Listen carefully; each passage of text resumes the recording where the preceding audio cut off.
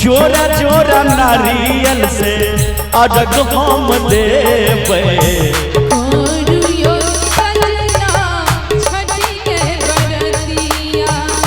करू ये सजनी छठ के बरतिया। एक पत्नी के पति बाहर प्रदेश में रहे छथिन और वो अपना पति के पत्नी बजावे छथिन और बड़ी प्यार से बड़ी दुलार से केना कहे छथिन जना हम और मौसम जी अपने सब बीच राखी।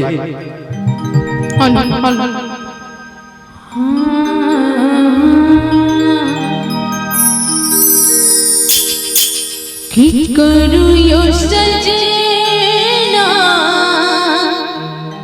छठी के बरतिया।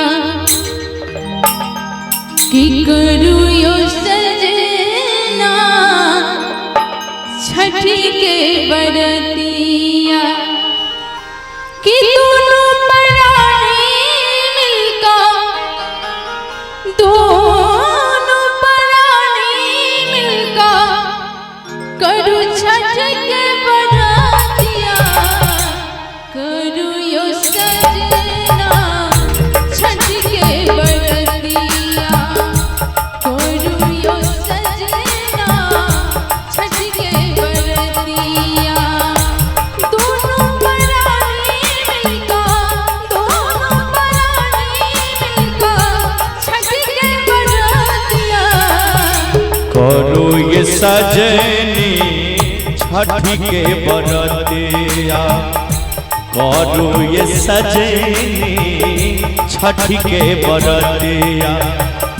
दोनों परानी मिलके दोनों परानी मिलके करबे छठी के बरतिया। करू ये सजनी छठी के बरतिया। करू ये सजनी छठी के बरतिया।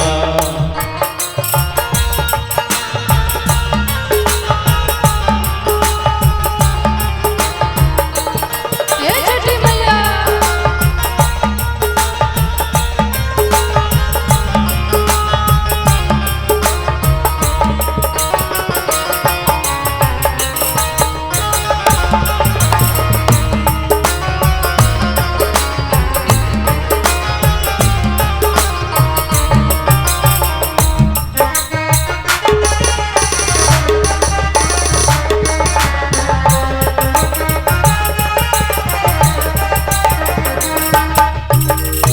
डुमरा आंगन मसे सुप मंगेबै।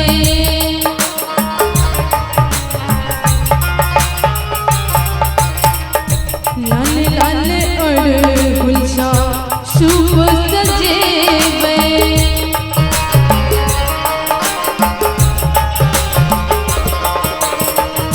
डुमरा आंगन मसे सुप मंगेबै। लाल लाल अड़हुल से सुप सजेबै। गाय के दूध से जय हो। गाय के दूध से अर्घ देबै। चलू यो सजना मैया के मनेबै। करू यो सजना छठ के बरतिया। ये सुने छिए कहियो ना गाय के गोबर से सो घाट निपैबै। सिंदूर पिठारिए घाट सजेबै। सही में हाँ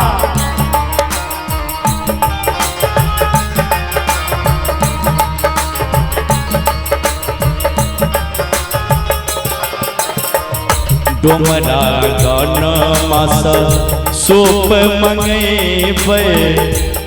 सुनो ध्यान से कहियो ना ऐ कथा जाओ।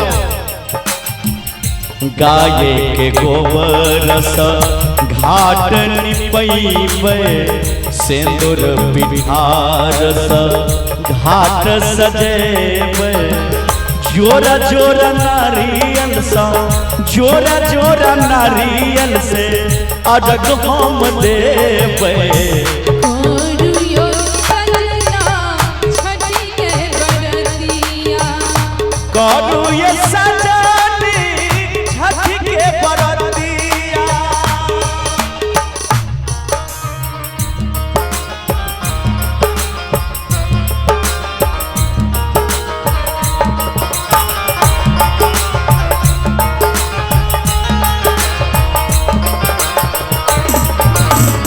चलो पिया गंगा जी नगरिया चलो पिया गंगा जी नगरिया करब छठी के बरतिया चलो पिया गंगा जी नगरिया करब छठी के बरतिया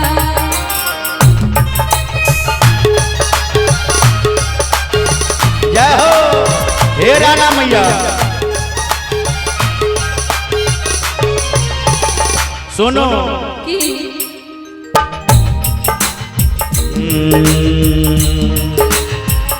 भोर भगेले मैया खोलू ने नजरिया दियो दर्शन हे मैया कर छी गोहरिया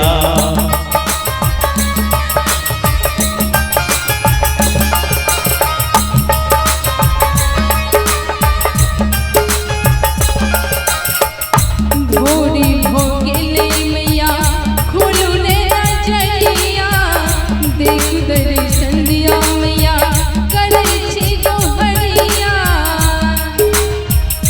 भक्त करैया मैया भक्त करैया मैया अहाँ सयरजिया कोरू यो सजना छठी के बरतिया कोरू यो सजना छठी के बरतिया दोनों परानी करबै दोनों परानी मिलके करबै छठी के बरतिया कोरू यो सजना छठी के बरतिया कोरू यो सजना छठी के बरतिया करू ये सजनी छठी के बरतिया कोरू यो सजना छठी के बरतिया करू ये सजनी छठी के बरतिया कोरू यो सजना